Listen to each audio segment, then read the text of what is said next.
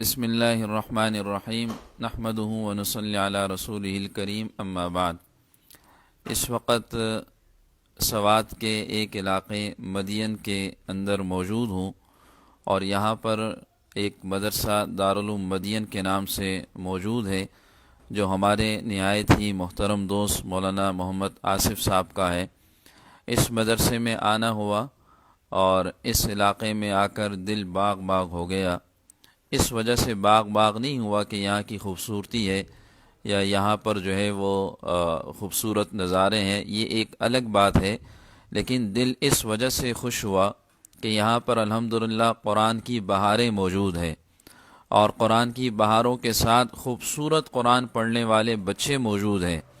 ہم بھی الحمدللہ اپنے ادارے کے اندر اس بات کی کوشش کرتے ہیں کہ قرآن مجید خوبصورت سے خوبصورت پڑھا جائے۔ اس وقت جو بچہ میرے پاس موجود ہے، یہ بچہ میں یہ سمجھتا ہوں کہ اس وقت بہت ہی خوبصورت قرآن پڑھتا ہے اور مجھے اس بچے کا قرآن سن کر بہت زیادہ خوشی ہوئی اور دل باغ باغ ہوا۔ تو میں نے کہا اس بچے کے قرآن کو آپ تمام احباب تک، درسقرآن.com کے سامعین تک، پوری دنیا تک اس کے قرآن کو سنایا جائے کہ الحمدللہ ہمارے ملک میں کیسے کیسے ہیرے موجود ہیں اور اللہ نے ہمارے ملک کو ایسا اعزاز بخشا ہے کہ خوبصورت قرآن پڑھنے والے لوگ موجود ہیں۔ ان پہاڑوں میں بھی الحمدللہ یہ حضرات محنت کر رہے ہیں اور اللہ نے ان حضرات کو نوازا ہے اور خوبصورت قرآن پڑھ رہے ہیں۔ میں اس بچے کا تعارف تو بئی طور کروں گا کہ ان کا نام حافظ منیب الرحمن ہے اور مختلف مسابقوں کے اندر اس بچے نے پوزیشن لی ہے۔ یہاں پر جو مسابقے ہوتے ہیں اور بھی باہر سے جو حضرات آتے ہیں، یہ بچہ باہر جاتا ہے تو مختلف مسابقوں میں اس بچے نے پوزیشن حاصل کی ہے۔ تو میں چاہتا ہوں کہ یہ بچہ اپنی آواز میں، اپنے منفرد لہجے میں، منفرد انداز میں آپ تمام حضرات کو قرآن مجید کی تلاوت سنائے۔ آپ تمام احباب جو دیکھنے والے ہیں ان سے میری درخواست ہے کہ آپ لوگ کمنٹ میں ماشاءاللہ لکھیں اور اس کے ساتھ ساتھ جتنا آپ حضرات سے ہو سکے اس کو شیئر کرتے جائیں تاکہ ساری دنیا ہمارے بچوں کے قرآن مجید کو سنے۔ میں اس بچے کو ابھی یہ مائک دے رہا ہوں، یہ اپنے خوبصورت انداز میں آپ حضرات کو قرآن مجید سنائیں گے۔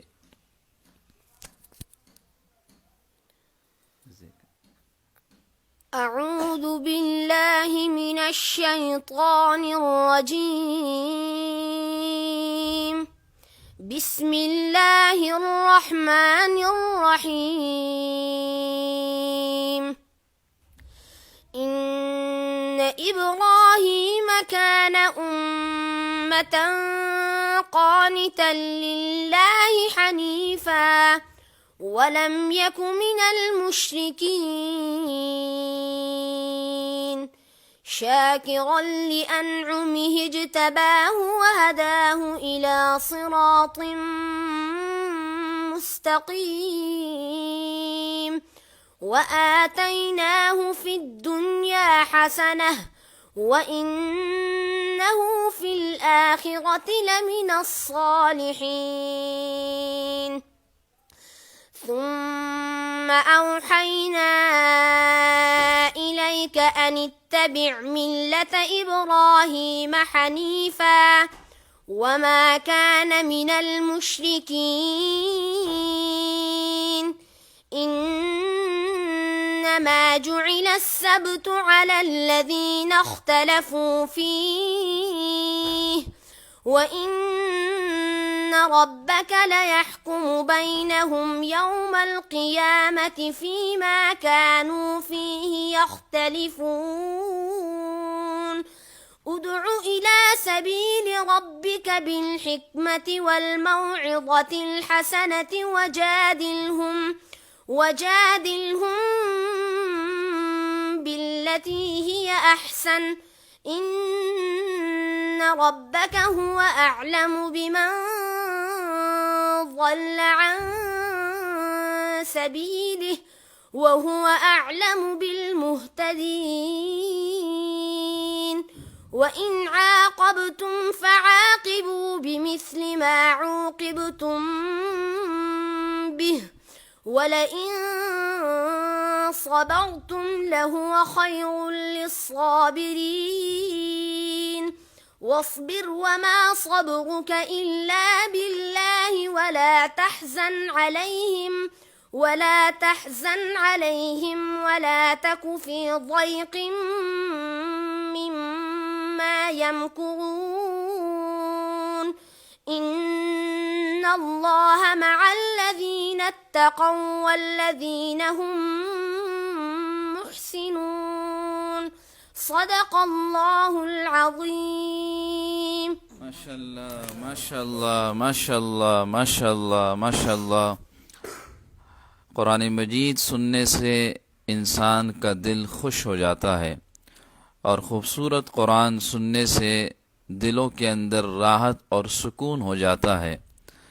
سرکار دو عالم صلی اللہ علیہ وسلم نے ارشاد فرمایا، اقرأ القرآن بلحون العرب، کہ قرآن کو عرب کے لہجوں میں پڑھا کرو۔ اس بچے نے بھی قرآن مجید سنایا مکمل عرب کے لہجے میں، اور تمام الفاظ کی ادائیگی، تمام قواعد کی رعایت کرتے ہوئے آپ حضرات کو قرآن سنایا۔ قرآن خوبصورت پڑھنے والوں کی حضور اکرم صلی اللہ علیہ وسلم نے خود حوصلہ افزائی فرمائی۔ ایک صحابی فرماتے ہیں کہ حضور نے مجھ سے کہا کہ قرآن سناؤ۔ اس صحابی نے عرض کیا، یا رسول اللہ صلی اللہ علیہ وسلم، میں آپ کو قرآن سناؤں حالانکہ قرآن آپ پر نازل ہوا ہے؟ اور حضور نے پھر فرمایا کہ قرآن سناؤ۔ پھر اس صحابی نے کہا کہ کیا اللہ نے کہا ہے میرے بارے میں کہ ان سے قرآن سنو؟ حضور نے فرمایا جی ہاں، اللہ نے فرمایا ہے کہ ان سے قرآن سنو۔ اس صحابی کی آنکھوں میں آنسو آئے، اور پھر حضور اکرم صلی اللہ علیہ وسلم کے آگے قرآن مجید کی تلاوت سنانے لگے۔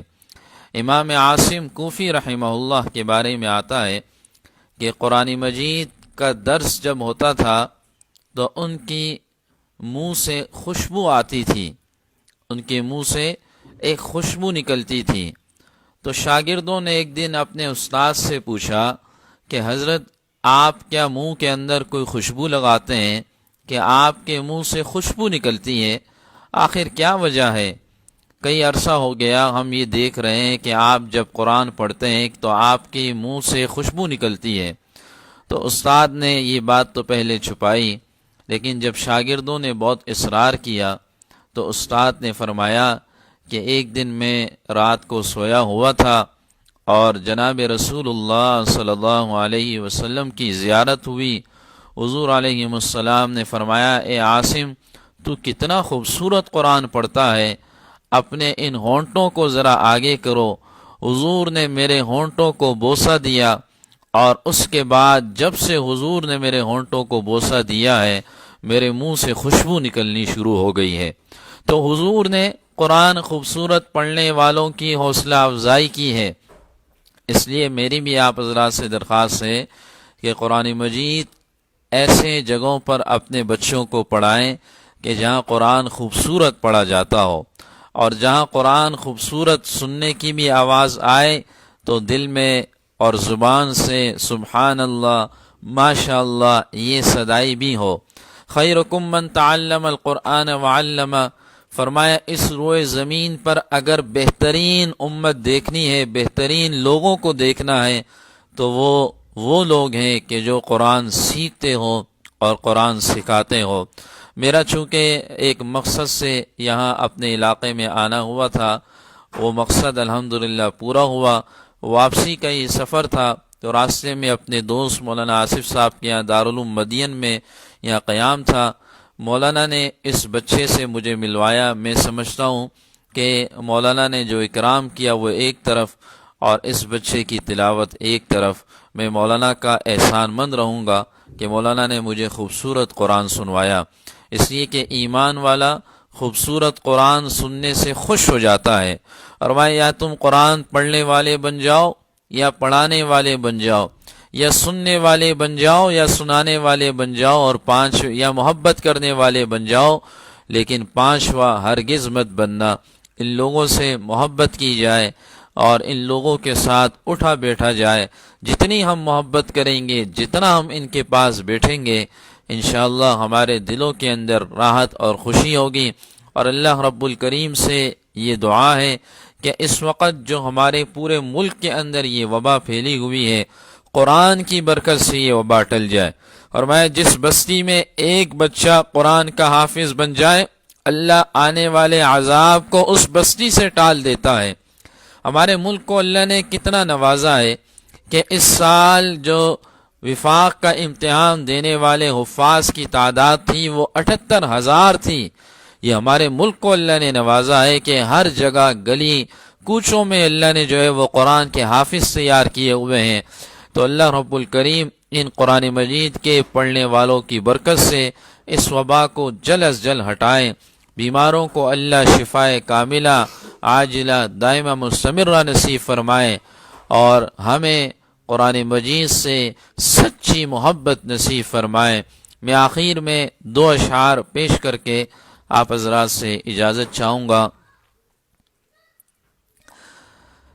میں اپنے نبی کے کوچے میں چلتا ہی گیا، چلتا ہی گیا، میں اپنے نبی کے کوچے میں چلتا ہی گیا، چلتا ہی گیا، ایک خواب سے گویا اٹھا تھا، کچھ ایسی سکینت طاری تھی، حیرت سے ان آنکھوں کو اپنی ملتا ہی گیا، ملتا ہی گیا،